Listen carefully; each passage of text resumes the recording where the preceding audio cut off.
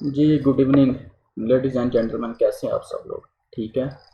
I hope कि जो मेरी पिछली रिकॉर्डिंग्स हैं, जो लोग भी आप में से ऐसे की प्रिपरेशन कर रहे हैं, वो आप लोगों ने सारी सुन ली होंगी। और जो कुछ मैंने उसमें आप लोगों को कहा था कि आप लोगों ने पास पेपर्स की प्रैक्टिस करनी है, तो होपफुली आप लोगों ने वो प्रैक्टिस भी कर ली होगी। तो सबसे पहले लेक्चर में मैंने आपको बताया था कि आपको ऐसे स्टार्ट करना चाहिए, साथ में रीज़न्स भी आपको दी थी कि क्यों स्टार्ट करना चाहिए। उसके बाद मैंने आप लोगों को बताया कि आप लोगों ने ऐसे कैसे लिखना है। ठीक है। और उसमें मैंने आप लोगों को बताया कि आपने सबसे पहले रफ़ में आउटलाइन लिखनी है, नीट में आउटलाइन आपने नहीं लिखनी। नीट में आपने आउटलाइन जब पूरा ऐसे लिख लेंगे उसके बाद लिखनी है एंड में। और फिर मैंने आप लोगों को बताया कि आउटलाइन कैसे आप लोगों ने लिखनी है। और आउटलाइन लिखने के बाद मैंने आप लोगों को एक रिकॉर्डिंग में ये बताया कि आप लोगों ने इंट्रोडक्शन जो है वो ऐसे का कैसे लिखना है। तो होपफुली कि आप लोगों ने जो इंट्रोडक्शन है आप लोगों ने उसकी प्रैक्टिस की होगी और आप लोगों को लिखना आ गया होगा। तो आज का जो लेक्चर है इसमें हम करेंगे कि जब आप आउटलाइन भी लिख लेंगे, इंट्रोडक्शन भी लिख लेंगे, तो उसके बाद आपने जो बाकी पैराग्राफिंग करनी है ऐसे लिखने में, जो ऐसे की बॉडी आपने लिखनी है वो आप कैसे लिखेंगे। अगर हम कोई भी जो है पास पेपर ओपन करें, फ़र्ज़ कर लें कि ये 2019 का पास पेपर है, इसमें जो इंस्ट्रक्शंस दी गई ऐसे लिखने के लिए, वो अगर हम रीड करें तो उसमें लिखा हुआ है मेक एन आउटलाइन, आउटलाइन लेके लिखें, एंड राइट अ कॉम्प्रीहेंसिव ऐसे। कॉम्प्रीहेंसिव से मुराद ये है कि जो इनकम्प्लीट ना हो, यानी आपने जो ऐसे के आउटलाइन और सारा जो भी आउटलाइन में आपने लिखा हुआ कि मैं ये ऐसे में लिखूँगा या लिखूँगी, आपने वो सारे पैराग्राफ्स बीच में लिखे हुए हों, ऐसे की सारी डायमेंशंस को आपने एक्सप्लोर किया हो, ऐसे को कंक्लूड किया हो, ऐसे में रिकमेंडेशंस या सजेशंस आपने दी हुई हों, तो कॉम्प्रिहेंसिव से मुराद ये है। और उसकी लेंथ कितनी होनी चाहिए? 2500 से 3000 वर्ड्स। तो ये कैसे कैलकुलेट करनी है? आप एक पेज, एक सफ़ा जब आप लिखेंगे one side of the sheet, तो उसमें आप एक लाइन के ऊपर वर्ड्स अपने 2-3 लाइनों में काउंट कर लें कि एक लाइन में मेरे कितने आ रहे हैं, फिर 2-3 लाइनों में एवरेज ले लें कितने आ रहे हैं। 2-3 लाइनों का ना काउंट करके आप एक लाइन की एवरेज निकाल लें कि फ़र्ज़ करें 6-7 या 7-6 वर्ड्स या फिर 7 वर्ड्स जो हैं वो पर लाइन आ रहे हैं, तो जितनी लाइन एक साइड के ऊपर लिखी हुई है आपने उस सबको काउंट कर लें। बाद में वो टोटल पेजेस से उसको मल्टीप्लाई करेंगे तो आपको पता चल जाएगा कि आपकी ऐसे की लेंथ जो वो कितनी होनी चाहिए। तो एग्जामिनर ये कह रहा है, रिक्वायरमेंट ये है कि आपने 2500 से 3000 वर्ड्स लिखनी है। फॉर एग्जांपल अगर आप एक साइड ऑफ शीट जो होती है उसके ऊपर अगर आप 100 वर्ड्स लिखते हैं राउंड अबाउट, तो ये 25 से 30 साइडें आपकी बन जाएंगी। ठीक है। And words on any one of the given topics, की जो 10 टॉपिक्स दिए हुए हैं इनमें से किसी एक टॉपिक के ऊपर आप ऐसे लिखें। Make sure you use different forms of discourse, कि जब आप सारी डिस्कशन करेंगे अपनी बॉडी ऑफ ऐसे लिखेंगे, पैराग्राफिंग करेंगे। डिस्कोर्स कहते हैं डिस्कशन को, बहस को, जो भी आप डिस्कस वगैरह करेंगे सारा बॉडी ऐसे की उसको, तो आप ये फॉर्म्स ऑफ डिस्कोर्स जो है ना वो यूज़ करें। Exposition, argumentation, description and narration. तो सबसे पहले आपको पता होना चाहिए कि ये है क्या, ये चारों टाइप्स ना फॉर्म्स ऑफ डिस्कोर्स है क्या। थोड़ा बहुत आपको, मैं बहुत ज़्यादा तो इसके ऊपर नहीं आपको ज़ोर दूंगा क्योंकि मेरा मकसद आपको एक प्रैक्टिकली लेके चलना है, आपको ऐसे लिखना सिखाना नहीं है, आपको एक्सपोजिशन के मुख्तलिफ जहीतें, मुख्तलिफ डायमेंशंस बयान करना नहीं है। तो मैं एक ब्रीफ सा आपको सिर्फ इनका बताऊंगा कि ये है क्या। Exposition, argumentation, description and narration, ये डिस्कोर्स की ना 4 मेन टाइप्स हैं। यानी जब पैराग्राफ्स लिखेंगे तो 4 मेन किस्म के पैराग्राफ्स जो है ना, ये जो डिफरेंट टाइप्स हैं ये आपके बॉडी में रिफ्लेक्ट होनी चाहिए। होता क्या है कि मुख्तलिफ जो स्टूडेंट्स हैं जो बग़ैर किसी डायरेक्शन के, बग़ैर किसी इंस्ट्रक्शन के खुद ही सेल्फ स्टडी करते हैं, घर में बैठे हुए करते हैं, वो ऐसे को भी एक 20 मार्क्स का ना करंट अफेयर का पेपर समझ लेते हैं कि जिसमें आपने इंफॉर्मेशन प्रोवाइड करनी है। ऐसे में आपने इंफॉर्मेशन नहीं प्रोवाइड करनी होती, जैसे मैंने आपको आउटलाइन लिखना सिखाई, एग्जामिनर बेसिकली ये देखना चाह रहा है क्या आपको एक आउटलाइन अच्छी लिखनी आती है या नहीं लिखनी आती, आपको इंट्रोडक्शन लिखना आता है नहीं लिखना आता। वो आपकी क्वालिटी बॉडी में, बॉडी जो होगी ऐसे कि जब आप लिखेंगे, वो आपकी क्वालिटी ऑफ इंग्लिश चेक करना चाह रहा है। वो आपको ये नहीं देखना चाह रहा कि आपने कितनी ज़्यादा फैक्ट्स लिखे हुए हैं, कितने ज़्यादा फिगर्स बीच में मेंशन किए हुए हैं। ऑल्दो कि वो कुछ हद तक यानी थोड़ा सा 5 to 10% वो ये भी देखते हैं कि आपने ऐसे में थोड़ा बहुत मटेरियल भी दिया है या बस ऐसी गप लगाई हुई है।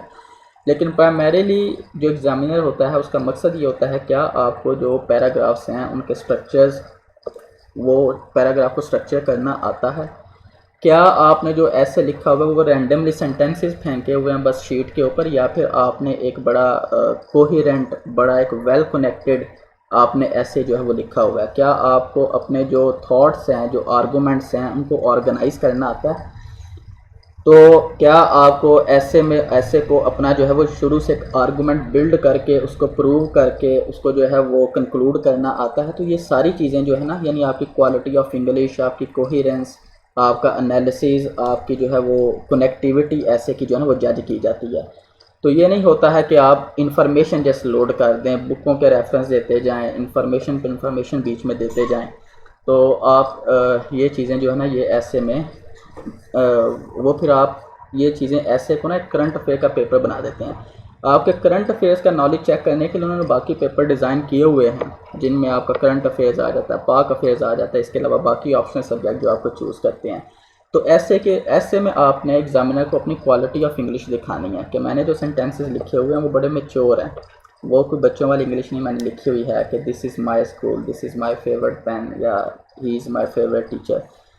तो इस तरह के सेंटेंसेस ऑल्दो कि वो गलत नहीं होंगे, लेकिन फिर भी आप CSS कर रहे हैं, आपको मैट्रिक एग्जाम में नहीं बैठे हुए हैं, तो अपनी क्वालिटी ऑफ इंग्लिश को थोड़ा सा इंप्रूव करें। क्वालिटी ऑफ इंग्लिश से मुराद मेरा ये नहीं है कि आप बड़े कॉम्प्लेक्स किस्म के, बड़े लेंथी किस्म के सेंटेंसेस, बड़ी फ्लावरी लैंग्वेज आप यूज़ करें। जब आप ऐसे की बॉडी या लिख रहे होंगे, ऐसे अटैम्प्ट कर रहे होंगे, आपने कम्प्लेक्स सेंटेंसेस, लेंथी सेंटेंसेस आपने यूज़ नहीं करने। आपने बड़ी फ्लावरी किस्म की लैंग्वेज जो होती है ना यूज़ नहीं करने। आपने जो फॉरेन वर्ड्स होते हैं ना, जो लैटिन के वर्ड्स होते हैं डिफरेंट इंग्लिश में, वो भी आपने उसको अवॉइड करना है यूज़ करने से। आपने एक जो देखें CSS के लिए जो बेसिकली एजुकेशन चाहिए होती है ना, वो है 2nd क्लास BA पास। तो वो आपसे ग्रेजुएशन की जो इंग्लिश है ना वो टेस्ट करना चाह रहे हैं। ऑल्दो कि ग्रेजुएशन की जो इंग्लिश है उसका भी स्टैंडर्ड होता है कुछ ना कुछ, वो जैसे हम पढ़ते हैं उस तरह का बहुत उसका इतना लो स्टैंडर्ड नहीं होता है। लेकिन आपने सिंपल इंग्लिश में आपने अपने आर्गूमेंट्स को, अपने पैराग्राफ्स को जो है ना वो एग्जामिनर के आगे प्रेजेंट करना है। उसमें कोहेजन हो, उसमें जो है वो कोई आप फ्लावरी लैंग्वेज या डिफ़िकल्ट वर्ड्स यूज़ ना करें, क्योंकि बाकी सारा सेंटेंस आपका सिंपल हो, बीच में एक बड़ा मुश्किल वर्ड आप फेंक देंगे जो बीच में फिट नहीं बैठेगा, वो बिल्कुल एक स्टैंड आउट होगा, तो उससे क्वालिटी ऑफ इंग्लिश जो है ना वो ख़राब होगी। तो बड़ी टफ़ वो कैब, बड़े टफ़ जो मुश्किल किस्म के वर्ड्स हैं वो यूज़ करने से अवॉइड करें आप। तो अब मैं आपको बेसिकली बताता हूँ कि ये जो इन्होंने फॉर्म्स ऑफ डिस्कोर्स कही हुई है एग्जामिनर ने, कि आप जब अपने पैराग्राफिंग करेंगे, जब आप ऐसे की बॉडी लिखेंगे, मुख्तलिफ पैराग्राफ्स आप लिखेंगे, तो आप उसमें ये जो पैराग्राफ्स की टाइप्स हैं जिसको हम कह सकते हैं फॉर्म्स ऑफ डिस्कोर्स को, ये भी रिफ्लेक्ट होनी चाहिए, ताकि आपको पता चले कि आपने एक ही किस्म के पैराग्राफ्स लिखने के बाद वो सारे ऐसे को एक डल और बोर ना बना दें, आप एक बोरिंग किस्म का ऐसे ना बना दें जो बिल्कुल मतलब उसमें कोई अट्रैक्शन ही ना हो। तो क्वालिटी ऑफ इंग्लिश, जब आप इन सारे पैराग्राफ्स को, फॉर्म्स ऑफ डिस्कोर्स को, फॉर्म्स ऑफ पैराग्राफ्स को डिप्लॉय करेंगे ना, तो उस वक्त आपकी क्वालिटी ऑफ इंग्लिश भी जो है ना वो इम्प्रूव होगी। एग्जामिनर को पता चलेगा कि इसने जो है वो बाकायदा प्रैक्टिस की हुई है ऐसे की। तो अभी हम आते हैं कि ये सारी फॉर्म्स ऑफ डिस्कोर्सेज है क्या, एक्सपोजिशन क्या है, आर्गुमेंटेशन क्या है, डिस्क्रिप्शन क्या है और नरेशन क्या है। सबसे पहले हम आते हैं एक्सपोजिशन की तरफ। एक्सपोजिशन बेसिकली एक ऐसा पैराग्राफ होता है जिसमें आप जो अपना कोई भी स्टांस लेते हैं, पैराग्राफ में जो भी चीज़ एक्सप्लेन करते हैं, उसको आप प्रूव करने के लिए कोई ना कोई एग्जांपल देते हैं। फ़र्ज़ करें जब हमने पिछले टॉपिक में एक किया था ऐसे कि classrooms decide the future of the nation, जिसमें हमने ये लिखा था कि क्लासरूम्स प्रोड्यूस लीडरशिप। फ़र्ज़ करें ये आपका आर्गूमेंट है।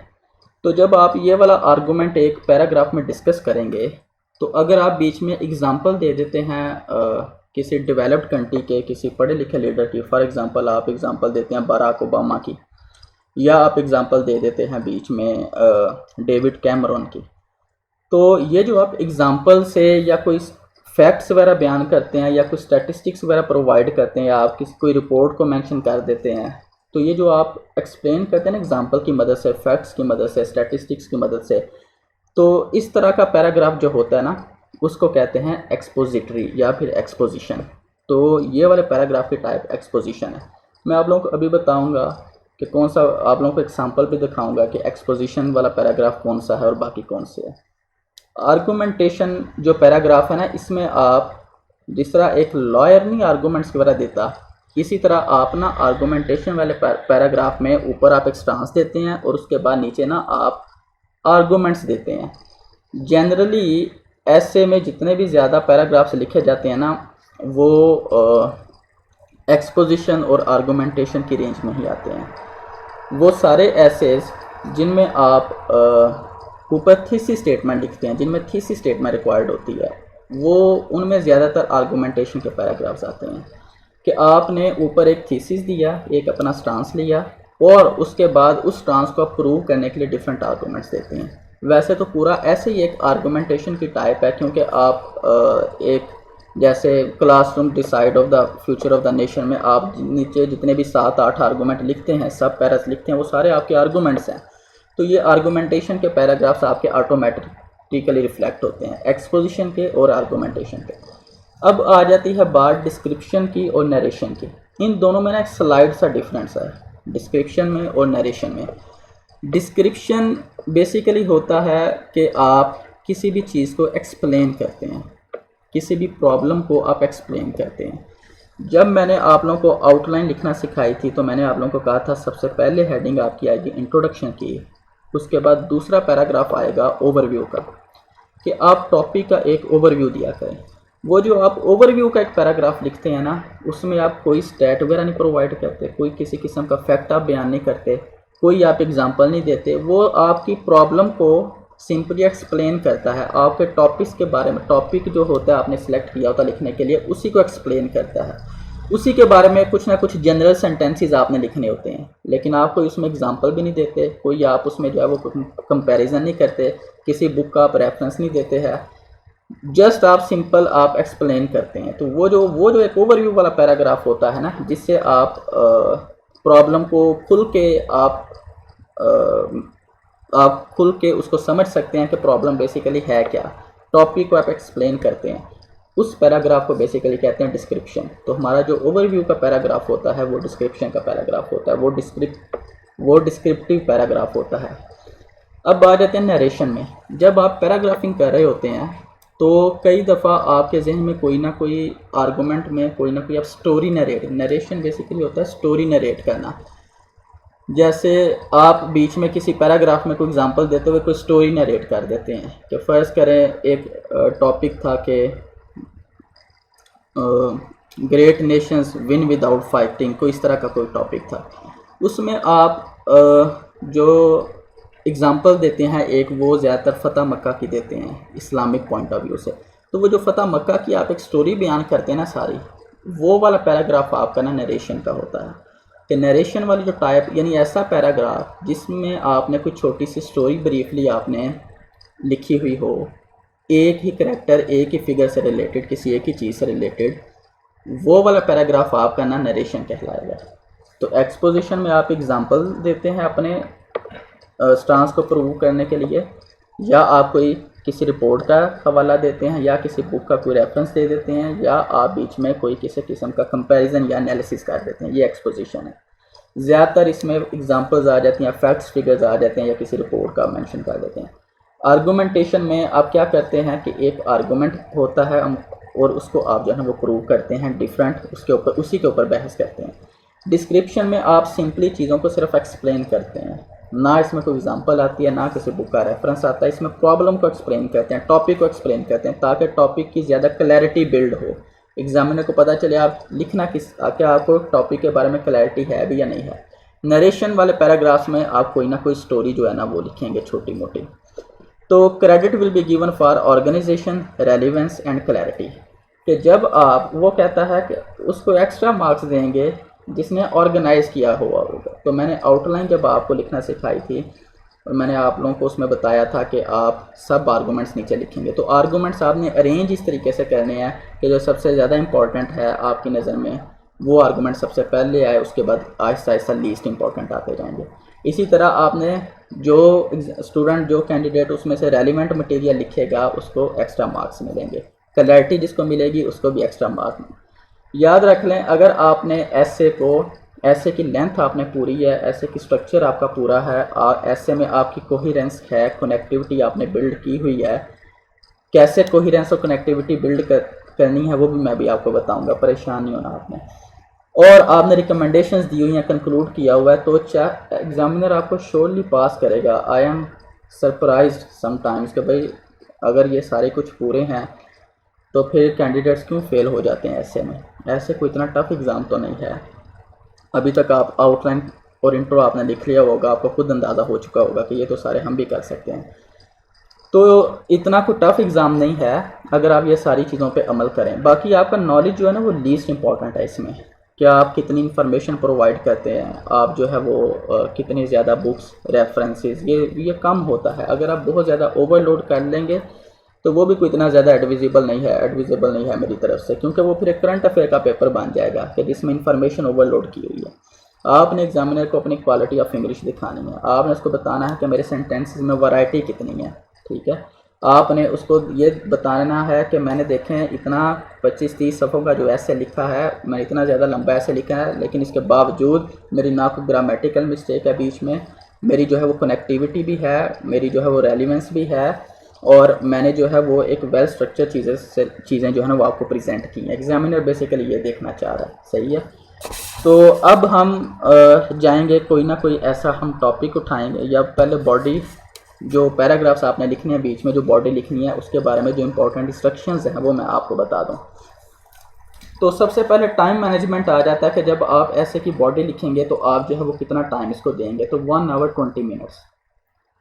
बाकी आप टाइम जो है वो ब्रेनस्टॉर्मिंग के ऊपर लगाएंगे, 40 मिनट आप जो है वो 40-45 मिनट आप स्टार्ट वाले लगाएंगे ब्रेनस्टॉर्मिंग लिख के, तो रफ में आउटलाइन आप एक दफ़ा लिख लें 40 to 45 मिनट्स में। उसके बाद आपने इंट्रोडक्शन से बेसिकली स्टार्ट करना होता है, आउटलाइन की स्पेस छोड़ के। तो जब आप इंट्रोडक्शन स्टार्ट करेंगे तब समझ लें आपकी बॉडी स्टार्ट हो गई। तो आपने टाइम उसको देना है 1 आवर एंड 20 मिनट्स। उसके बाद आर्गूमेंट्स आपने देने होते हैं अपने पॉइंट ऑफ व्यू को, यानी पैराग्राफिंग आपने करनी होती है। बॉडी होती क्या है जिसमें आपने अपने आर्गूमेंट्स दिए होते हैं एक्सप्लेन करने के लिए। आपने जो स्टांस पिक किया होता है उसको प्रूव करने के लिए आपने डिफरेंट पैराग्राफ्स लिखने हैं। ये डिस्कशन होती है, एक्सप्लेनेशन होती है। तो ये जो बॉडी है उसमें जितने भी आप इंट्रोडक्शन के बाद आप जितने भी आप लिखेंगे ना पैराग्राफ, तो एक पैराग्राफ की जो रफली लेंथ है ना वो अप्रॉक्सीमेटली 7 to 8 सेंटेंसेस होती है, सही है। तो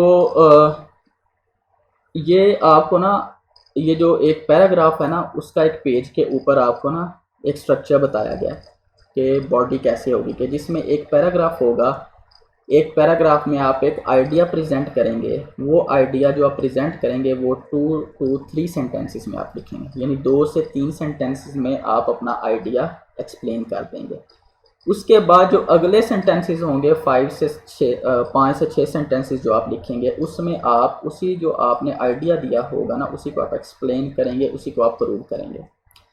तो टोटल जो पैराग्राफ के सेंटेंसेस होते हैं वो अमूमन 7 to 8 हैं। कुछ पैराग्राफ्स जिनमें ज़्यादा एक्सप्लेनेशन चाहिए होती है, जो थोड़े लेंथी पैराग्राफ्स होते हैं, उनकी लेंथ थोड़ी ज़्यादा भी हो सकती है, वो 9 to 10 सेंटेंसेस पे भी जा सकती हैं। जिनकी राइटिंग छोटी है, मेरी राइटिंग से बहुत ज़्यादा छोटी है, वो 11-12 सेंटेंसेस भी लिख देंगे तो उनका पैराग्राफ नॉर्मल लेंथ का ही लगेगा। लेकिन मैं अगर एक सेंटेंस भी एक्स्ट्रा लिखूँगा तो ऑब्वियसली बात बहुत ज़्यादा दूर चली जाएगी, ठीक है। तो आप लोगों ने इस चीज़ का ख्याल रखना है कि जिन लोगों की राइटिंग बड़ी है वो अमूमन 7 to 8 सेंटेंसेस ही लिखें, और जिन लोगों की राइटिंग छोटी है वो 10-11 सेंटेंसेस तक भी चले जाएं तो फिर भी खैर है। लेकिन आप लोगों ने ये ख्याल रखना है साथ में, अगर आप मुख्तलिफ पैराग्राफ्स की जो लेंथ होगी उसमें ज़्यादा वेरिएशन ना हो। वो ना हो आपका एक पैराग्राफ 7 to 8 सेंटेंसेस का, उसके ठीक अगला पैराग्राफ आप 11-12-13 सेंटेंसेस का लिख दें, तो उससे आपकी जो कोहिरेंस है ना एक वो ख़राब होती है। तो आपने ना नेक्स्ट जो पैराग्राफ ग्रेजुअली आपने पैराग्राफ्स की लेंथ इंक्रीज़ करनी है कि अगर एक पैराग्राफ 7 to 8 सेंटेंसेस का लिखा है तो नेक्स्ट पैराग्राफ आपने 9 सेंटेंसेस का या 10 सेंटेंसेस का लिख लें, ताकि काम जो है ना वो मिलता जुलता हो। सही है। अब हम इसके देखें, पैराग्राफ के 2 पार्ट्स हैं। पहला पार्ट जो है उसमें 2 से 3 सेंटेंसेस आएंगे, दूसरे पार्ट में 5 to 6 सेंटेंसेस आएंगे। तो पहले हम पहले पार्ट को डिस्कस करते हैं कि जिसमें आप क्या करते हैं, सबसे पहले आप आइडिया देते हैं पहली लाइन में। ठीक है, आइडिया देते हैं और उस आइडिया को आप थोड़ा बहुत एक्सप्लेन करते हैं 1-2 सेंटेंस में। तो आइडिया या argument that we want to explain in the paragraph, पहले पार्ट में हम ये देंगे, या हम मेन थीम लिखेंगे पैराग्राफ का, what we are going to discuss in the paragraph.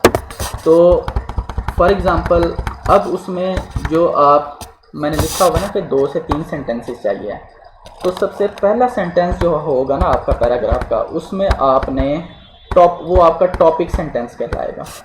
Topic sentence से मुराद ये है कि आप इसमें वो वाला आर्गूमेंट लिखेंगे, वो टॉपिक लिखेंगे जो कि आप पैराग्राफ में डिस्कस करने जा रहे हैं। फ़र्ज़ करें हमने, अगर आपके ऊपर एनर्जी क्राइसिस का टॉपिक आता है और उसमें आप जब कॉजेज़ लिख रहे होते हैं तो उसमें आपका एक कॉज होता है करप्शन, तो उसकी 2 एग्जांपल्स हैं टॉपिक सेंटेंस लिखने की। एक आप लिख सकते हैं, one of the main causes of energy crisis in Pakistan is corruption. दूसरी टाइप क्या हो सकती है, corruption is one of the prime reasons of energy crisis in Pakistan. ये जो सेकंड नंबर पे है ना, ये ज़्यादा अच्छा है, यानी जो आपका मेन थीम है करप्शन है। अब देखें पहली एग्जांपल में वो आप एंड में आ रहा है, एंड वाला जो है ना ये ज़्यादा एडविजिबल नहीं है। ये जो सेकंड एग्जांपल है करप्शन, यानी जो आपका मेन थीम है, वो सबसे पहले एग्जामिनर को बताएं कि मैं ये चीज़ डिस्कस करने जा रहा हूँ, ताकि आप जो एग्जामिनर को इन्फॉर्मेशन देना चाह रहे हैं वो डायरेक्ट उसको मिले। तो आपने सेकंड एग्जांपल वाला जो टॉपिक सेंटेंस है ना, ये थीम है, इसको आपने टॉपिक सेंटेंस लिखते हुए यूज़ करना है कि जो आपका आर्गूमेंट होगा, जो आपका कॉज होगा, जो आप लिखना चाह रहे हैं, वो आप सबसे पहले डिस्कस करें, ना कि आप उसको सेंटेंस के आखिर में ले जाएं। ठीक है। तो प्रेजेंट और give ideas keywords in the start के, जो आपके टॉपिक सेंटेंस के कीवर्ड्स होंगे, जो आपका आइडिया होगा उसको आप स्टार्ट में लिखें, ना कि एंड में ले जाएं। ठीक है। अब जो दूसरा पार्ट है, अब तो खैर पहला सेंटेंस मैंने आपको बता दिया कि पहला सेंटेंस आपका टॉपिक सेंटेंस होगा। ठीक है। तो अब आ जाते हैं दूसरे पार्ट। दूसरा सेंटेंस आपका कौन सा होगा? पहला सेंटेंस आपका टॉपिक सेंटेंस, दूसरा सेंटेंस आपका होगा आप इस जो आपने आर्गूमेंट लिया, जो आपने आइडिया लिया है, आप इसकी इम्पोर्टेंस को बयान करेंगे कि क्यों करप्शन जो है वो मेन कॉज है एनर्जी क्राइसिस का पाकिस्तान में। ठीक है। तीसरे सेंटेंस में ना आप इस आइडिया को टॉपिक के साथ लिंक करेंगे। पहले सेंटेंस में पहला सेंटेंस आ जाएगा टॉपिक सेंटेंस, जिसमें आप आइडिया बताएंगे। दूसरे सेंटेंस में आइडिया की इम्पोर्टेंस बताएंगे कि क्यों करप्शन जो है वो मेन कॉज है एनर्जी क्राइसिस का। और थर्ड सेंटेंस में इस अपने आइडिया को मेन टॉपिक के साथ आप क्या करेंगे, लिंक कर देंगे। ठीक है। कैसे लिंक करना है ये भी मैं आपको बताता हूँ। तो ये पहले 3 सेंटेंसेस में ना आपका पार्ट 1 कंप्लीट हो जाता है। अब आ जाते हैं पार्ट 2 की तरफ, जिसमें आपने अपने आइडिया को प्रूव करना है। यहाँ से बात स्टार्ट होती है, आया आप आर्गूमेंटिव ऐसे पैराग्राफ आपने लिखना है, या आपने एक्सपोजिशन वाला जो पैराग्राफ है टाइप का वो लिखना है। एक्सपोजिशन जब आपको कोई ना कोई फैक्ट फिगर मालूम हो तो आप एक्सपोजिशन वाला, यानी कोई एग्जांपल आती हो आपके जहन में तो आप एक्सपोजिशन लिख दें वाला पैराग्राफ। अगर आपके जहन में कोई एग्जांपल नहीं आ रही, आपने सिंपली जो है वो उसको प्लेन इंग्लिश में आपने उसको एक्सप्लेन करना है, तो आप जो है वो आर्गूमेंटिव वाला लिख दें। ठीक है। तो दूसरे पार्ट में आप क्या करेंगे पैराग्राफ के, आप उस आइडिया को प्रूव करते हैं। What is the main proof, why this argument needs to be discussed for that topic, relevancy of the argument with the topic. ठीक है। प्रूव कैसे करना है, आप एग्जांपल दे सकते हैं, सिंपल एक्सप्लेन कर सकते हैं। अगर सिंपली एक्सप्लेन कर देंगे तो वो आर्गूमेंटेशन वाला आपका पैराग्राफ बन जाएगा, एग्जांपल दे देंगे तो वो एक्सपोजिशन वाला पैराग्राफ आपका बन जाएगा। फैक्ट वाला, स्टैटिस्टिक्स वाला, रिपोर्ट वाला, ये तीनों चीज़ें भी एक्सपोजिशन में भी आएंगी, ठीक है। अब ये रफ स्केलेटन ऑफ पैराग्राफ बताया गया, जो मैंने पहले आपको बताया। पहला सेंटेंस आपका टॉपिक सेंटेंस होता है जिसमें आप आइडिया को इंट्रोड्यूस करते हैं। दूसरा, आप explain the importance of the idea. Third, link the idea with the topic. और चौथे, पाँचवें, छठे, सातवें और आठवें सेंटेंसेस में आप क्या करते हैं, कोई ना कोई एग्जांपल, फैक्ट, फिगर, रिपोर्ट वगैरह आप दे के तो उसको प्रूव करने की कोशिश करते हैं। अब ये एक एग्जांपल दी गई है पैराग्राफ की, जिसमें आपने सबसे पहले आपका टॉपिक सेंटेंस किया है, corruption is one of the prime reasons of energy crisis in Pakistan. ये आपका टॉपिक सेंटेंस हो गया, ठीक है। अब आपने इसी यानी करप्शन की इंपॉर्टेंस बयान करनी है। Unfortunately it is deeply rooted in our country and has brought devastation to our country, ठीक है। ये आपने करप्शन की क्या कर दी, आपने उसकी अहमियत बयान कर दी कि क्यों जो है इसने किया क्या है, why it is important to discuss this, ठीक है। अब उसके आगे एक और लाइन लिखनी चाहिए थी। अब देखें थर्ड लाइन में उसने इसी चीज़ को ना टॉपिक के साथ लिंक किया हुआ, मैंने मेन जो हमारा टॉपिक है एनर्जी क्राइसिस का, उसके साथ मैंने इस करप्शन वाली जो मैंने आइडिया दिया है उसको मैंने लिंक किया। Many examples reflect its impact on the energy sector. Energy sector का वर्ड आ गया ना, यानी पहले मैंने सेंटेंस में करप्शन का आइडिया दिया कि करप्शन जो है उस एनर्जी क्राइसिस उसकी वजह से है, करप्शन की वजह से है। दूसरे में मैंने बताया कि करप्शन ने कितना बेड़ा गर्क किया है, क्यों मैंने करप्शन का इसका फैक्टर दिया। और तीसरे में मैंने जो है ना वो इसी करप्शन वाली चीज़ को मैंने एनर्जी के साथ क्या कर दिया, लिंक कर दिया। तो ये पहले 3 सेंटेंसेस मेरे कंप्लीट हो गए। अब देखें आगे मैंने एग्जांपल दे दिया नंदीपुर प्रोजेक्ट के, ठीक है। लिखना चाहिए था फॉर एग्जांपल, फॉर इंस्टेंस, ठीक है। नंदीपुर प्रोजेक्ट इज़ वन, चलें ये बीच में आ गया, Nandipur project is one classic example in this regard. ये मैंने एग्जांपल दे दी। अब ये एक्सपोजिशन वाला पैराग्राफ बन गया हमारा। फिर आगे उसी के बारे में ना 3-4 सेंटेंसेस लिखे हो गए। In 2012 due to corruption and mishandling of this project the national exchequer suffered a loss of ₹113 billion. Similarly corruption in rental power plants is another example to highlight. आप एक पैराग्राफ में एक ही example दे के उसको explain कर सकते हैं, या मल्टीपल एग्जांपल्स भी दे सकते हैं अगर आपके पास नॉलेज बहुत ज़्यादा है। तो अगर आपने एक एग्जांपल देनी है तो आप नंदीपुर प्रोजेक्ट के ऊपर ही 1-2 लाइनें और लिख दें। और अगर आपने मल्टीपल एग्जांपल देनी है तो similarly corruption is rental power project, ये आपकी दूसरी एग्जांपल बन गई। Due to the game of nepotism contracts were signed with firms that were unable to produce desired results. Therefore, corruption played havoc that resulted in an uncontrolled crisis to unfold. ये हमारा जो है ना, अब देखें ये हमारा कंक्लूडिंग सेंटेंस हो गया। जो लास्ट सेंटेंस होता है ना उसको बेसिकली कंक्लूडिंग सेंटेंस कहते हैं। तो पहले वाले सेंटेंस में आप टॉपिक सेंटेंस आइडिया प्रेजेंट करते हैं, लास्ट वाले में आप कंक्लूड कर देते हैं। जैसे therefore corruption played havoc that resulted in an uncontrolled crisis to unfold. Uncontrolled crisis जो है वो एनर्जी क्राइसिस को रिफर कर रहा है, ठीक है। तो आपने आइडिया प्रेजेंट करके उसको प्रूव भी करना है। यहाँ पे आके हमारा एक पैराग्राफ जो है ना वो कंप्लीट हो जाता है, ठीक है। तो अब देखें ideally length of para 7 to 8 sentences मैंने ऑलरेडी आपको बता दिया। Maintain uniformity of length of paragraph, कि बहुत ज़्यादा वेरिएशन आपने नहीं करनी, ठीक है। अब आ जाता है कि आपने इस चीज़ को ना, हाँ चलें ट्रांजिशंस हैं डिस्कस कर लेते हैं। ये रिकमेंडेशंस के बारे में ऊपर एक लाइन लिखी हुई है कि इश्यूज़ को आप जब रिवर्स करते हैं ना तो वही आपकी रिकमेंडेशंस बन जाती हैं।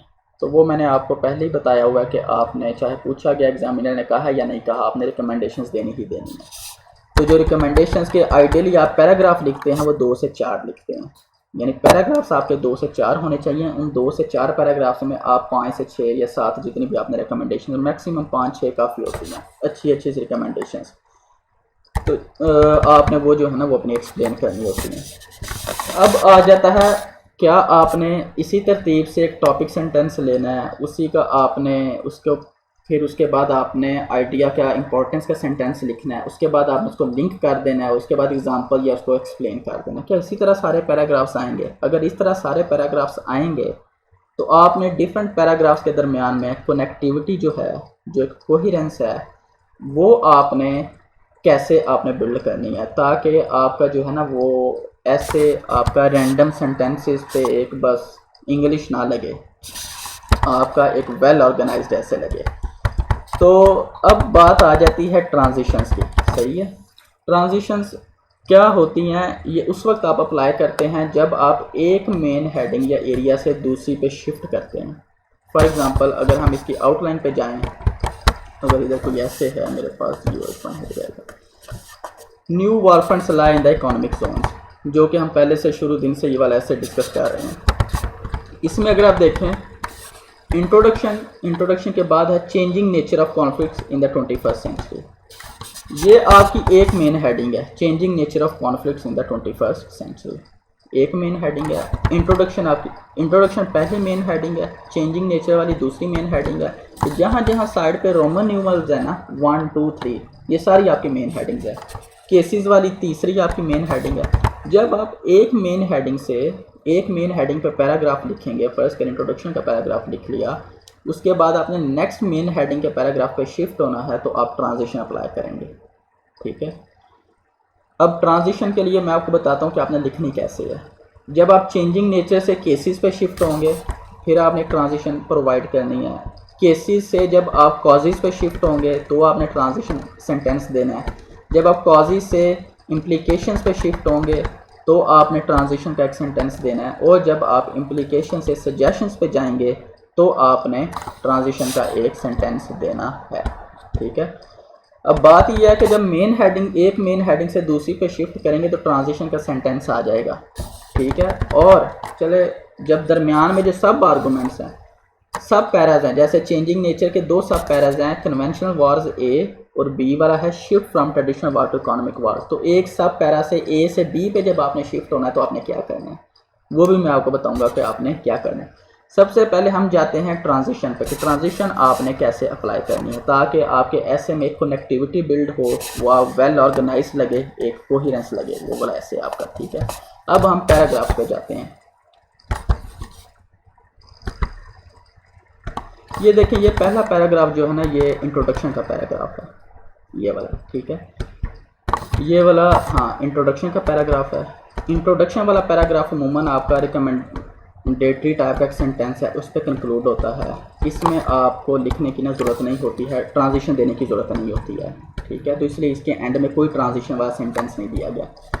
जब आपने बॉडी स्टार्ट करनी है ना इंट्रोडक्शन के बाद, तो कोशिश करें एक आधी लाइन बीच में छोड़ दें, जैसे मैंने इधर गैप दिया हुआ एक आधी लाइन का, ताकि एग्जामिनर को थोड़ा सा क्लू मिल जाए कि ये इंट्रोडक्शन, इसके बाद बॉडी जो है वो आपकी स्टार्ट हो रही है। तो ये पहले वाला जो टॉपिक हमारा सेंटेंस है, ये टॉपिक सेंटेंस है, there is no denying the fact that traditional war patterns have witnessed a paradigm shift in the 21st century, ठीक है। अब देखें, ये जो एक चीज़ मैं आपको और बता दूं कि मैंने आपको बताया था कि इंट्रोडक्शन के बाद जो पैराग्राफ आता है ओवरव्यू वाला, ये कौन सी टाइप होती है, ये डिस्क्रिप्टिव आपका जो है ना वो फॉर्म ऑफ डिस्कोर्स होती है, डिस्क्रिप्टिव या डिस्क्रिप्शन का पैराग्राफ होता है। इसमें ना आपको कोई एग्जांपल मिलेगी, ना आपको किसी बुक का रेफरेंस मिलेगा, ना आपने कोई स्टोरी आपने बीच में नरेट की हुई होगी, जस्ट एक simple explanation of the problem होगा, simple explanation of the topic होगी। जैसे इसमें कहीं भी आपको फैक्ट फिगर बुक का रेफरेंस नहीं मिलेगा। फॉर एग्जांपल इसको रीड करें, there is no denying the fact that traditional war patterns have witnessed a paradigm shift in the 21st century, ठीक है। Now economic wars are being waged instead of traditional wars. उसी topic को explain किया जा रहा है। Territorial control is no more an objective, but to expand economic influence has become top priority of the countries. Moreover, economic tools and sanctions have been employed. अब देखिए ये सारी एक्सप्लेनेशन है, डिस्क्रिप्शन ही है, कहीं आपको बीच में जो है ना आपको फैक्ट फिगर बुक का रेफरेंस रिपोर्ट का तस्करा कुछ भी नहीं मिलेगा। तो ये प्रॉब्लम को ये एक्सप्लेन किया जा रहा है। तो ये वाला जो पैराग्राफ है ना, ये आपकी टाइप है डिस्क्रिप्शन की, ठीक है। अब आ जाते हैं कि जब हमने ट्रांजिशन सेंटेंस कहाँ पे देना है। ट्रांजिशन सेंटेंस आप देते हैं जब आपने शिफ्ट होना होता है एक मेन हेडिंग से दूसरी पे। फर्स्ट करें, ये वाला पैराग्राफ आपका है चेंजिंग नेचर वाला ना। अगर हम आउटलाइन को देखें तो आउटलाइन में सबसे पहले इंट्रोडक्शन, उसके बाद है चेंजिंग नेचर। चेंजिंग नेचर में 2 पैराग्राफ लिखे हुए हैं, कन्वेंशनल वॉर्स वाला और शिफ्ट फ्रॉम। चाहे आप इन दोनों जो ए और बी वाले आर्गूमेंट्स हैं इनको एक पैराग्राफ में क्लब करें, अगर आपके पास आर्गूमेंट्स कम है तो आप इनको दोनों सेपरेट पैराग्राफ से भी लिख सकते हैं। तो चेंजिंग नेचर वाला जब आप कंप्लीट कर लेंगे पैराग्राफ, चाहे एक में हो चाहे 2 में, तो जो लास्ट सेंटेंस होगा ना इस हेडिंग के अंदर वो आपका ट्रांजिशन सेंटेंस होगा। तो आप ट्रांजिशन सेंटेंस या तो आप पैराग्राफ के लास्ट में देते हैं या आप नेक्स्ट हेडिंग जो होती है, जैसे नेक्स्ट हेडिंग हमारी cases of new war funds हैं, ये जब आप इस पर पैराग्राफ लिखेंगे ना तो उसका पहला सेंटेंस जो टॉपिक सेंटेंस होगा ना वो आपका ट्रांजिशन सेंटेंस बन जाएगा। ठीक है, यानी या तो आपका चेंजिंग नेचर वाला जो पैराग्राफ होगा उसके लास्ट में आएगा ट्रांजिशन सेंटेंस, या फिर नेक्स्ट जो मेन हेडिंग होगी उसका जब आप पैराग्राफ लिखेंगे तो पहला सेंटेंस जो होगा ना वो उसका होगा ट्रांजिशन सेंटेंस। कहाँ पे ट्रांजिशन सेंटेंस अप्लाई किया हुआ है ये देख लेते हैं। ये आपका इंट्रोडक्शन है, ये आ गया चेंजिंग नेचर वाला paragraph, there is no denying the fact, यहाँ से चेंजिंग नेचर जो है वो एक्सप्लेन हुई है। अगर आप इसका लास्ट सेंटेंस देखें ये वाला, the world is witnessing now numerous cases and manifestations of economic wars being waged by different states. अब देखें, चूँकि मैंने चेंजिंग नेचर वाला सारा डिस्कस कर लिया था मेन हेडिंग, और मेरी नेक्स्ट मेन हेडिंग मैंने डिस्कस करना था, केसेस डिस्कस करने थे कि वार फ्रंट्स के, इकोनॉमिक वार फ्रंट्स के कौन कौन से केसेस हैं। तो इसलिए मैंने केसेस की एक लाइन जो है ना उसकी एक ट्रांजिशन की लाइन दे दी है लास्ट में कि the world is witnessing now numerous cases and manifestations. अब एग्जामिनर को पता चल जाएगा कि अब चेंजिंग नेचर डिस्कस हो गई है, अब ये नेक्स्ट आगे क्या डिस्कस करने जा रहा है, केसेस। ठीक है, तो फिर इससे आपकी कनेक्टिविटी एक बिल्ड हो जाएगी, यानी पिछला पैराग्राफ आपके नेक्स्ट पैराग्राफ से जो है ना वो कनेक्ट हो जाएगा। तो आगे मैं केसेस डिस्कस करने शुरू हो गया हूँ कि US China trade war is a most glaring example of an economic war front. तो आप देखें कि अगर आप आउटलाइन देखें तो चेंजिंग नेचर के बाद केसेस हैं, थर्ड मेन हेडिंग, और केसेस में पहला केस कौन सा है, यूएस चाइना ट्रेड वार का। ठीक है, तो इसी तरह जब आप केसेस के बाद नेक्स्ट मेन हेडिंग जो है ना वो होगी कॉजेज ऑफ शिफ्ट। तो जब आप लास्ट वाला केस डिस्कस कर लेंगे ना, लास्ट वाला केस जिसमें इंडियन ऑपोजिशन ई पॉइंट है, Indian opposition to CPEC and development of Chabahar port, तो जब ये वाला केस आप डिस्कस करेंगे तो इसकी जो लास्ट लाइन है ना वो आपका ट्रांजिशन सेंटेंस बन जाएगी, किसके लिए, causes of shift in war fronts के लिए, यानी आपने फिर कॉजेज लिखने हैं। तो इसकी लास्ट लाइन में आप कॉजेज आप डिस्कस करेंगे, इसमें आप ना कॉजेज वाली एक लाइन देंगे, कॉजेज का वर्ड आप डिस्कस करेंगे जिससे एग्जामिनर को हिंट मिल जाए कि अब नेक्स्ट आगे कौन सा पैराग्राफ आने वाला है, कॉजेज वाला। तो इसी तरह कॉजेज जब आप सारे मेंशन कर देंगे तो लास्ट वाला weak role of global institutions वाला जो पैराग्राफ होगा उसके बाद आप जो है उसी की लास्ट लाइन में एक लाइन दे देंगे जिसमें आप इम्प्लीकेशंस का हिंट दे देंगे कि जी एग्जामिनर को पता चल जाए कि अब नेक्स्ट पैराग्राफ में इम्प्लीकेशंस जो है ना वो, और इसी तरह जब इम्प्लीकेशन डिस्कस कर लेंगे तो उसकी लास्ट लाइन में आ जाएगा कि आपने सजेशंस आ जाएगा कि नेक्स्ट हमने सजेशंस डिस्कस करनी है। तो एक चीज़ आपको पता चल गई कि जब आपने एक मेन हेडिंग सारे आर्गूमेंट डिस्कस कर लेने हैं तो जो सबसे लास्ट आर्गूमेंट होगा उस मेन हेडिंग का, उसकी जो लास्ट लाइन होगी उसके पैराग्राफ की, वहाँ पे आपने ट्रांजिशन सेंटेंस देना है। ठीक है, मज़ीद ट्रांजिशन सेंटेंसेस जो है ना वो देख लेते हैं कि कहाँ कहाँ पे हमने अप्लाई किए हैं। तो सबसे पहले आ गया चेंजिंग नेचर वाला जो है वो मैंने आपको, ये इंट्रोडक्शन का पैराग्राफ है, इंट्रोडक्शन में अमूमन ट्रांजिशन सेंटेंस नहीं चाहिए होता। दूसरा आपका पैराग्राफ आ गया चेंजिंग नेचर पे, चेंजिंग नेचर पे मैंने अभी अभी आपको दिखा दिया कि ये केसेस वाला सेंटेंस जो है ये आपका ट्रांजिशन सेंटेंस है। इसी तरह जैसे ही केसेस ख़त्म हो गए, ये यूएस चाइना ट्रेड वॉर है, इसी तरह दूसरे जो केसेस हैं वो डिस्कस हुए हैं, ये ईस्ट चाइना आ गया, और इन एडिशन टू द ये सीपैक आ गया, और उसके बाद हाँ अब देखें ये केसेस वाला ना लास्ट पैराग्राफ है जिसमें similarly India has also facilitated construction of Chabahar port with which she considers an alternative to CPEC. अब देखें ये लास्ट केस हमने डिस्कस कर लिया, इंडियन जो कि ई पॉइंट था हमारा केसेस वाले मेन हेडिंग में। अब मैंने उसके आगे डिस्कस करनी है उसके कॉजेज़। तो इसका लास्ट सेंटेंस देखें इस पैराग्राफ का, there are numerous factors that have caused economic zones a potential arena for mounting tensions. ठीक है, that have caused, numerous factors that have caused, इससे एग्जामिनर को हिंट मिल जाएगा कि अब केसेस सारे डिस्कस हो गए हैं, अब ये बंदा आगे क्या करने डिस्कस से आ रहा है, कॉजेज। तो उसके बाद जो है वो कॉजेज आ जाएंगे। First and the foremost factor is the role played by nuclear weapons, ये मेरा पहला कॉज था। अब देखें आपने पिछले पैराग्राफ को लिंक कर दिया अगले पैराग्राफ के साथ, तो कनेक्टिविटी आपकी बिल्ड हो गई ना।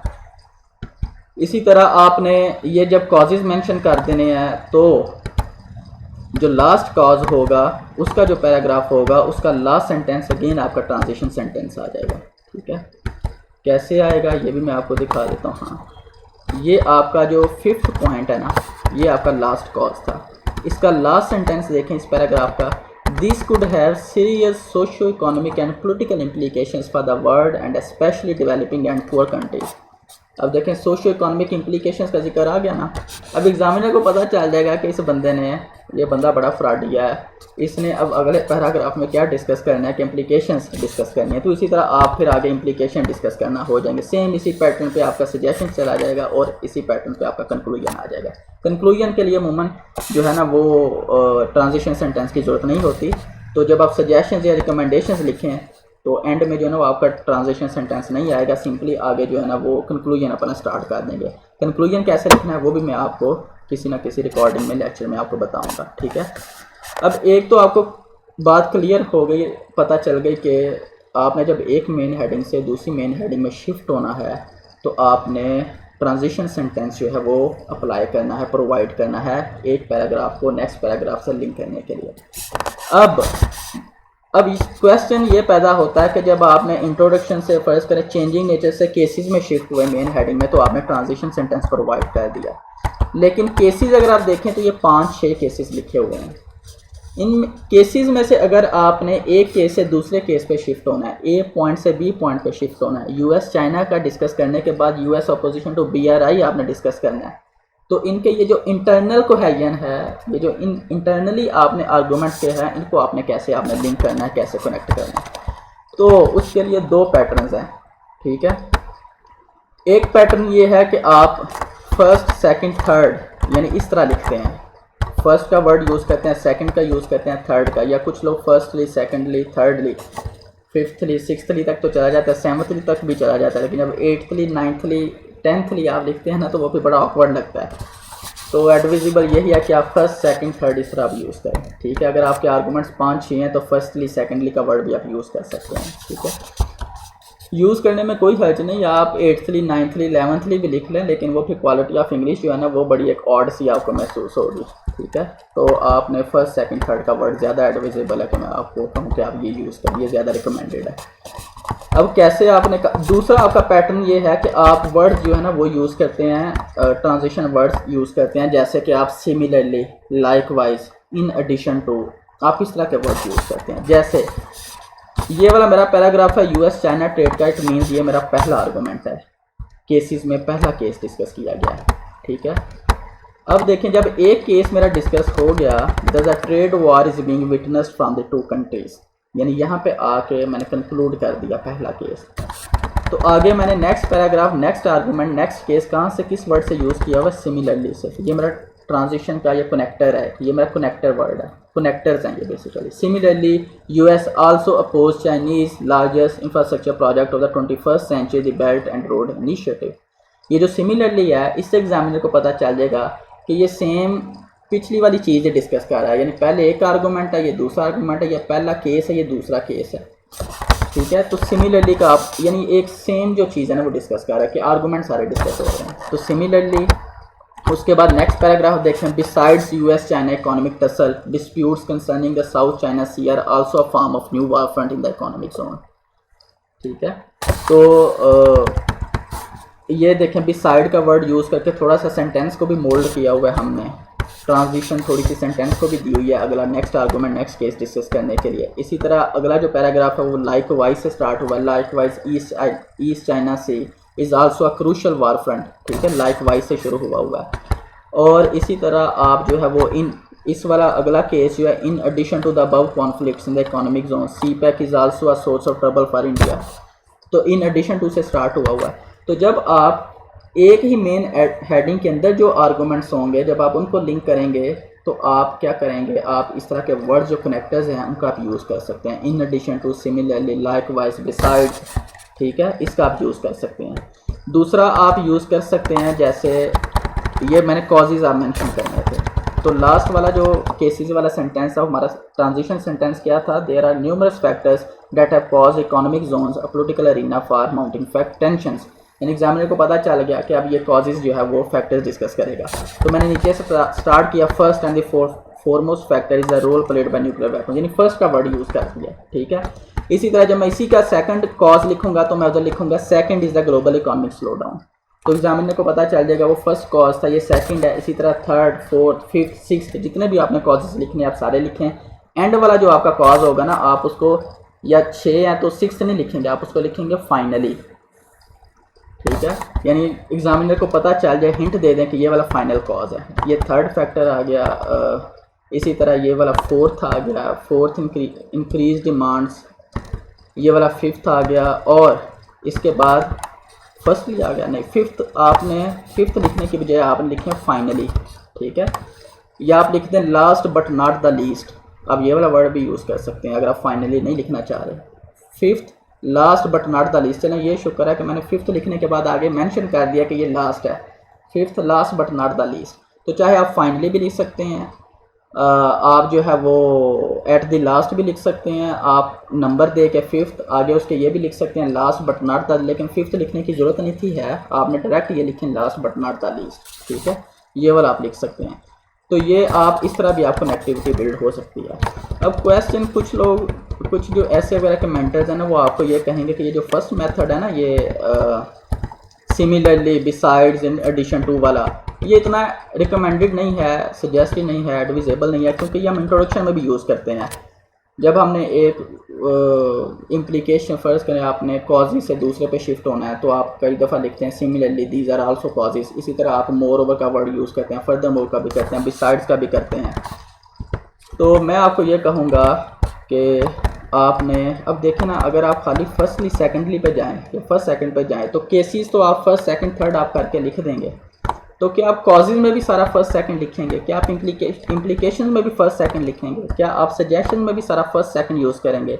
तो वो बड़ा एक ना, जिसे कहते हैं, क्या उसके लिए वर्ड है कि बड़ा एक बोरिंग सा एक थीम डेवलप हो जाएगा कि सारे आपने फर्स्ट सेकंड थर्ड से स्टार्ट किए हुए हैं। थोड़ी सी वेरिएशन लेके आएँ, उसको इतना ज़्यादा बोरिंग थीम ना बनाएं और इतना ज़्यादा डल ना बनाएं आप। यानी अगर आप लाजमी तौर पे 2 से 3 मेन 4 मेन हेडिंग्स तो होंगी आपके ऐसे में, तो एक जो 5-6 आर्गूमेंट्स हैं वो आप फर्स्ट सेकंड थर्ड से, अगर आपने फ़र्ज़ करें कि ये जो आपने केसेस डिस्कस किए हैं, अगर आपने इसमें जो कनेक्टिविटी बिल्ड कर दिया फर्स्ट सेकंड थर्ड यूज़ करके, तो जो कॉजेज़ हैं उसमें similarly, beside, in addition to ये कर लें। इसी तरह इम्प्लीकेशन में फिर फर्स्टली सेकेंडली पे आ जाएं, सजेशन में फिर उस पर आ जाएं। तो जब आप थोड़ी सी आपकी प्रैक्टिस हो जाएगी तो फिर आपके पास ना कुछ और भी बड़े वर्ड्स आ जाएंगे। ज़रूरी नहीं कि आप फर्स्टली सेकेंडली से स्टार्ट करें या सिमिलरली लाइक वाइज से करें। जब आपकी थोड़ी सी आप लोगों में से जो डॉन में या इधर उधर बाकी न्यूज़पेपर्स में, मैगजीन्स में आर्टिकल्स लिखते रहते हैं, वो पहले शुरू में फर्स्टली सेकेंडली लोग यूज़ किया करते हैं, लेकिन आहिस्ता आहिस्ता उनकी प्रैक्टिस इतनी हो जाती है, उनकी क्वालिटी ऑफ इंग्लिश इंप्रूव कर जाती है कि वो क्या करते हैं कि वो फिर फर्स्टली सेकेंडली लिखने की बजाय वो सेंटेंसेस ही इस फॉर्म में लिखते हैं कि उनकी कोहेजन, कनेक्टिविटी वगैरह आ जाती है। देखें, ये जो मैंने आपको ऐसे लिखना सिखाया ना, ये उन लोगों के लिए भी है। ऐसे लिखने के लिए पेपर में ज़रूरी नहीं कि आप बहुत बड़े लिखारी हों, बहुत बड़े पत्रकार हों कि आप जी लिखते हैं उसमें न्यूज़पेपर्स में, मैगजीन्स में लिखें और अल जज़ीरा में आप लिख रहे हैं। आप लोगों में से कुछ लोग ऐसे होंगे जो इधर उधर आर्टिकल्स लिखते हैं, या फिर जो कंटेंट राइटर हैं, ऑब्वियसली वो बहुत अच्छे ऐसे लिख सकते होंगे, लेकिन डाटा और रिजल्ट्स CSS के शो करते हैं कि बड़े बड़े लिखारी पत्रकार भी अक्सर जब कहते हैं ना कि बंदे का बुरा टाइम आया हो, ऊँट पर भी बैठा हो ना तो उसे कुत्ता काट जाता है, तो जब उनकी अल्लाह की तरफ से हरी हुई हो ना तो वो भी फेल हो जाते हैं। तो लेकिन ये जो इंस्ट्रक्शंस देने का, ये आपको एग्जांपल दिखाने का जो इसमें मकसद ये है कि आप एटलीस्ट इतना ट्रेन तो हो जाए ना कि आप इस तरह का, अगर इस तरह का जो मैंने गंदा मंदा से ऐसे लिखा होगा ना, एक जिस तरह का मैंने लिखा होगा, अगर आप इस तरह का भी लिखाएंगे ना, अगर मैंने क्लियर कर लिया तो आप लोग भी क्लियर कर लेंगे। अगर आप इस तरह का भी लिखाएंगे, अगर आप मतलब आपका कैलिबर अच्छा है, आपकी स्कूलिंग बड़ी अच्छी है और आपकी प्रैक्टिस आपने बहुत ज़्यादा कर ली है, तो आप इससे अच्छा ऐसे भी जो है वो अटैम्प्ट कर सकते हैं। ये तो कुछ भी नहीं है। ये तो मैं बाय प्रोफेशन जब वो चूँकि सिविल इंजीनियर हूँ, तो ये सिविल इंजीनियर का क्या काम इस तरह के एसेस लिखने का। हाँ, उनको तो वो उन्होंने सारी वो पढ़ा कि ग्रेजुएशन में जो वो कंक्रीट और ये सारी चीज़ें, ईंटों का, रेत का क्रश का हमको पता होता है, इन चीज़ों का ऐसे में ऐसे लिखने का पता नहीं होता है। दूसरा, आप लोगों में से कुछ लोगों की जिनकी ग्रेजुएशन जो है ना वो लॉ में होती है, या फिर जिन लोगों की ग्रेजुएशन जो है ना लिटरेचर में होती है, उन्होंने इंग्लिश लिटरेचर पढ़ा होता है, वो भी अच्छी इंग्लिश लिख लिया करते हैं ऐसे में। उनके भी सेंटेंसेस का जो स्ट्रक्चर है, क्वालिटी ऑफ इंग्लिश जो है वो इम्प्रूव हुई होती है, तो वो भी एक अच्छा ऐसे अटेम्प्ट करेंगे। तो जो लिटरेचर वाले हैं या जिन लोगों ने लॉ किया होगा, या जो आप लोगों में से लिखा रही या पत्रकार होंगे, वो जब इसको ऐसे को देखेंगे वो कहेंगे नहीं जिनने बहुत ज़्यादा मिस्टेक्स और ये है। लेकिन मैं आप लोगों को ये कॉन्फिडेंस देता हूँ कि अगर इसी तरह के ऐसे लिख के मैंने जो है वो क्लियर कर लिया है, तो फिर क्या इशू है, आप लोग भी क्लियर कर लेंगे। ठीक है, तो आप लोग ज़्यादा जो है ना अपने आप को एक किसी किस्म का डाउट ना, सेल्फ डाउट ना अपने में लेके आएँ कि जो पता नहीं बहुत ज़्यादा क्वालिटी ऑफ इंग्लिश उधर चाहिए, या बहुत ज़्यादा ऑब्वियसली क्वालिटी ऑफ इंग्लिश चाहिए कि बिल्कुल भी 5वीं 6वीं वाले बच्चों वाले सेंटेंसेस आपने नहीं लिखने बॉडी में, पैराग्राफ में। आपने जो है उसमें कोहेजन देनी है, आपने कनेक्टर्स देने हैं, आपने उसमें जो है वो रेलिवेंट आपने पैराग्राफ्स लिखने हैं। लेकिन फिर भी इस तरह के आप ऐसे लिखेंगे तो आप लोग जो है ना वो इंशाल्लाह अच्छे मार्क्स ले लेंगे। तो बाकी जो कुछ रिमेनिंग इंस्ट्रक्शंस हैं वो हम उसको एक नज़र देख लेते हैं। अभी जो मैंने आपको पैराग्राफिंग सारी एक्सप्लेन कर दिया, तो ये है बॉडी का, ये हमने रीड कर लिया था, बता दिया था मैंने आपको, ये भी आपको बता दिया था, ये भी बता दिया, एग्जांपल्स भी मैंने आपको दे दिए हैं। उसके बाद लेंथ भी मैंने आपको बता दिया है। बात चली थी ट्रांजिशन से कि कनेक्टिविटी, तो ट्रांजिशंस का अब आपको पता चल गया कि जो ट्रांजिशन के सेंटेंसेस है, ये कनेक्टर्स हम देते हैं, वो कनेक्टिविटी बिल्ड करने के लिए देते हैं, वो एक मेन हेडिंग से दूसरी हेडिंग में शिफ्ट होने के लिए देते हैं, ताकि आपका ऐसे रैंडम सेंटेंसेस वाली एक पैराग्राफ में लगे जैसे। ठीक है, और अब देखें इसमें लिखा हुआ है कि जो ट्रांजिशन सेंटेंसेस है वो हम क्या करते हैं, एक मेन हेडिंग से दूसरे मेन हेडिंग से, या एक एरिया से दूसरे एरिया में शिफ्ट होने के लिए, जैसे केसेस से कॉजेज पे शिफ्ट होना, या कॉजेज से इम्प्लीकेशंस पे शिफ्ट होना, या इम्प्लीकेशन से रिकमेंडेशंस पे शिफ्ट होना है, तो तब आपने ट्रांजिशन सेंटेंसेस देने हैं। एंड नॉट फ्रॉम सब हेडिंग्स टू अदर, और आपने एक सब हेडिंग से दूसरे सब हेडिंग पे दे सकते हैं, लेकिन फिर आपके लिए बार बार ट्रांजिशन के सेंटेंसेस लिख के ना सेंटेंसेस आपके पास ख़त्म हो जाएंगे। ठीक है, अब फॉर एग्जांपल ये शो किया हुआ कि आपने कहाँ कहाँ पे ट्रांजिशन सेंटेंस देना है। तो इंट्रोडक्शन से पॉलिटिकल कॉजेज से सोशल कॉजेज से इकोनॉमिक कॉजेज, जब आप यहाँ पे शिफ्ट होंगे तो आपने ट्रांजिशन सेंटेंसेस देने हैं। खैर इसमें तो मेन हेडिंग्स ही ये हैं। ऊपर वाला जो हमारा केस है new warfront line the economic zone, उसमें चूँकि डिफरेंट मेन हेडिंग्स हैं, तो एक मेन हेडिंग या एक मेन एरिया से जब दूसरे एरिया में शिफ्ट होना है तो आपने हेडिंग्स देनी है। ठीक है, तो ये उसकी एग्जांपल दी गई है कि आपने किस किस्म के ट्रांजिशन सेंटेंसेस आप कंस्ट्रक्ट कर सकते हैं। जैसे आपने इकोनॉमिक कॉजेज, अगर आपने इकोनॉमिक को डिस्कस करना है, पोलिटिकल आपने डिस्कस कर ली हैं कॉजेज, तो आप क्या लिखेंगे, economic causes besides political causes are also integral in disrupting the energy sector. फर्ज करें आपने पोलिटिकल कॉजेज सारे लिख लिए हैं, अब आपने आगे क्या लिखने हैं, इकोनॉमिक कॉजेज पे आपने मूव होना है। तो जो पोलिटिकल कॉजेज का लास्ट पैराग्राफ होगा, उसका जो लास्ट सेंटेंस होगा, वहाँ पे आप क्या लिखेंगे, economic causes besides political causes are also integral in disrupting the energy sector. तो एग्जामिनर को ये पता चल जाएगा कि आप अब इकोनॉमिक के बाद क्या डिस्कस करने लगे, पोलिटिकल के बाद क्या डिस्कस करने लगे हैं, इकोनॉमिक कॉजेज। तो उसको एक हिंट मिल जाएगा और आपके ऐसे में क्या आ जाएगा, कनेक्टिविटी आ जाएगी। ठीक है, अब आ जाता है कि बॉडी में वो कौन कौन सी बातें हैं जो कि आपने जिनसे आपने ना अवॉइड करना है। मुझे जब भी मैं ये डोंट्स का वर्ड यूज़ करता हूँ ना, या जिन बातों से परहेज़ करता हूँ, तो मुझे ना एक लतीफ़ा याद आ जाता है, तो वो मैं आप लोगों को सुनाऊंगा नहीं, लेकिन बड़ा अच्छा लतीफ़ा है यार। तो डोंट्स स्पेसिफिक टू बॉडी, तो वो सारी बातें जिनका आपने बॉडी में ख्याल रखना है। वो पहला ये है कि नो स्पेलिंग मिस्टेक्स। ये तो मैंने आपको पहले दिन से बताया हुआ है कि मिस्टेक स्पेलिंग की मिस्टेक नहीं होती, ये ब्लंडर होता है। ठीक है, तो आपने इससे अवॉइड करना है। No diagrams, flow sheets, tables, कोई आपने डायग्राम ऐसे कि पेपर में नहीं लिखनी, कोई आपने बीच में फ्लो शीट्स नहीं देनी, कोई टेबल आपने कुछ नहीं देना, सिंपल पैराग्राफ्स आपने लिखने हैं। नो उर्दू अरबिक, कुछ नहीं आपने उर्दू की फॉरेन लैंग्वेज वगैरह आपने नहीं देनी। Don't say I am going to, ये वाला लाइन भी आपने यूज़ नहीं करना कि I am going to explain political causes of the energy sector, इस तरह। Avoid can, could, should only to be use in recommendations, के ये वाले जो वर्ड हैं ये रिकमेंडेशंस में यूज़ होते हैं। ठीक है, avoid lengthy sentences, don't give unnecessary explanations, no headings, headings भी नहीं देनी है आपने कि वो ना होगा। आपने करंट अफेयर का पेपर समझ के इसमें इंट्रोडक्शन की हेडिंग दिए हो, इसमें आपने पॉलिटिकल कॉजेज़ की हेडिंग दी हो, बॉडी में आपने इस तरह की हेडिंग नहीं देनी। जितनी भी हेडिंग्स आती हैं वो सारी आउटलाइन में आया करती हैं। इसी तरह डोंट स्पेसिफिक टू रिकमेंडेशंस, जब आप रिकमेंडेशंस लिख रहे हो तो आपने किन बातों का ख्याल रखना है। तो आपने पैराग्राफ्स की फॉर्म में लिखनी है, right in paragraphs. Don't give numbers, कि आपने 1 2 3 जो नंबर्स होते हैं वो नहीं देने। Don't write in separate different और आइसोलेटेड सेंटेंसेस, वो ना हो 2 सेंटेंसेस एक के लिखे हैं, 2 एक के लिखे हैं, 2 दूसरे के लिखे, इस तरह नहीं करना। ठीक है, आपने पैराग्राफ्स की फॉर्म में ही लिखना है। तो ये सारी डोंट्स भी हमारी ख़त्म हो गई। तो ये था बॉडी, और कि बॉडी आपने कैसे लिखनी है, आपने कैसे बिल्ड करनी है, पैराग्राफिंग आपने कैसे करनी है। न्यू वारफंड्स वाला मैंने आपको दिखा दिया। Classroom decide the future of the nation, इसको भी डिस्कस कर लेते हैं। ये हमारी आउटलाइन आ गई, जो कि आपने ऐसे लिखने के बाद लिखनी है, कंक्लूजन लिखने के बाद लिखनी है। और उसके बाद ये आपका आ गया इंट्रोडक्शन। ठीक है, इंट्रोडक्शन के बाद आपका आ गया ये ओवरव्यू। ठीक है, it is an irrefutable reality that growth and progress. अब देखें ये वाला ओवरव्यू वाला पैराग्राफ आपका कौन सी फॉर्म ऑफ डिस्कोर्स है, ये डिस्क्रिप्टिव है, डिस्क्रिप्शन वाला पैराग्राफ है। इसमें कोई एग्जांपल नहीं होगी। ठीक है, इसमें किसी किस्म की रिपोर्ट मेंशन नहीं की होगी, किसी बुक का रेफरेंस नहीं दिया होगा, सिंपली एक्सप्लेनेशन होगी, डिस्क्रिप्शन होगी ऑफ द प्रॉब्लम। ठीक है, तो ये आपका डिस्क्रिप्शन का पैराग्राफ हो गया।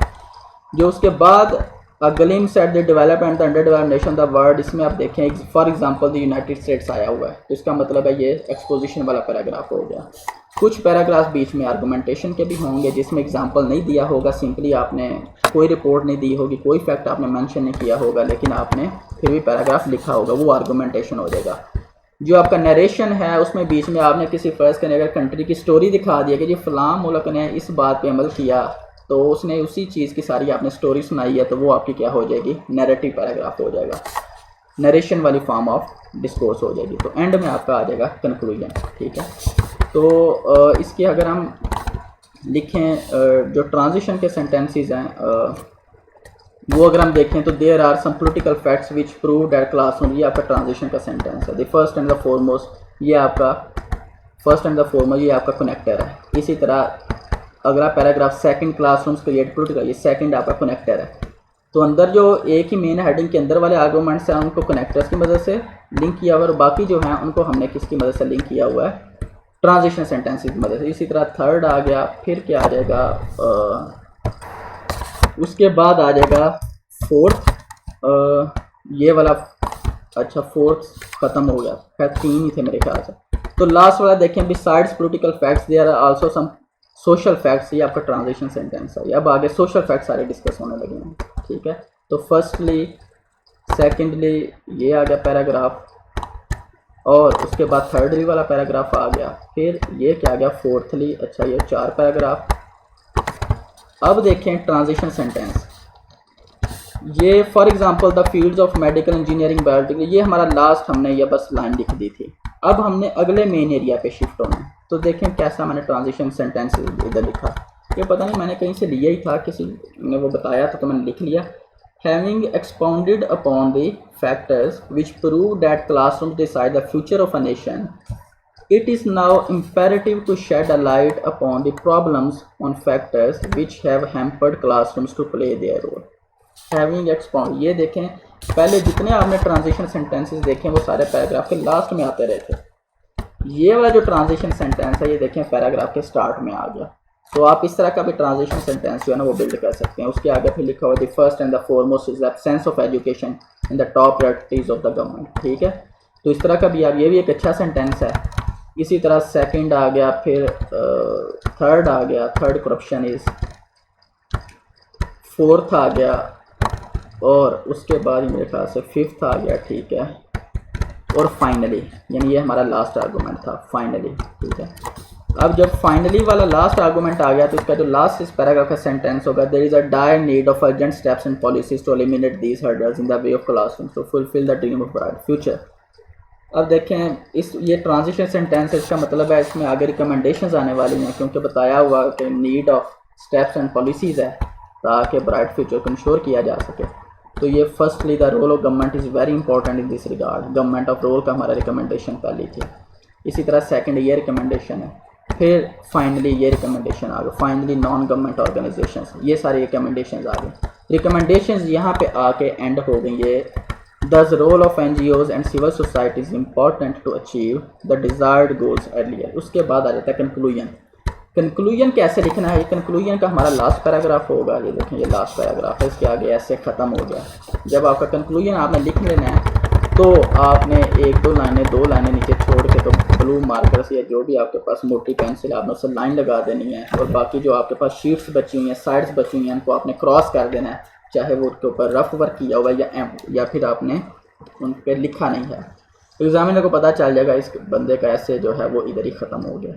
ठीक है, तो आज हमने किया है कि आपने ऐसे में पैराग्राफिंग कैसे करनी है, आपने ऐसे की जो बॉडी है वो आपने कैसे लिखनी है, आपने कनेक्टिविटी, आपने कोहेजन आपने कैसे बिल्ड करनी है, आपने डिफरेंट टाइप्स ऑफ जो पैराग्राफ्स हैं वो आपने कैसे लिखने हैं, आपने एग्जांपल्स कैसे देनी है। कोशिश करें कि एक ही तरह के जो वर्ड्स हैं ना वो ना यूज़ किया करें, सिनोनिम्स यूज़ किया करें।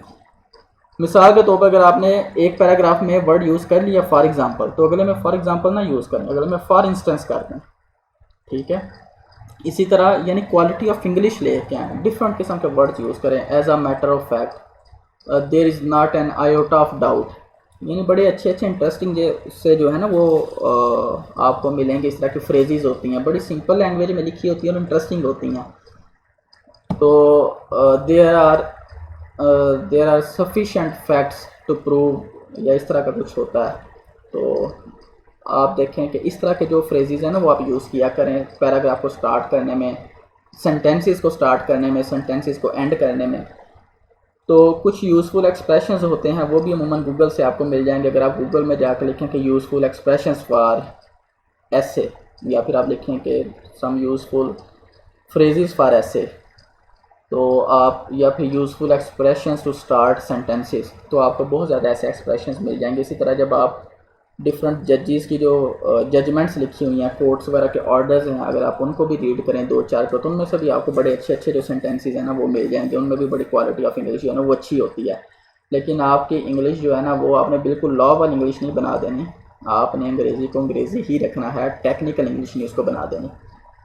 तो आपने जो ऐसे है वो अपना बैलेंस होकर लिखना है, पैराग्राफिंग आपने करनी है। किसी पॉलिटिकल पार्टी को का डायरेक्टली आपने नाम नहीं लेना, PTI, PMLN, PPP, ANP, JUI, आपने डायरेक्ट इसको नाम नहीं लेना।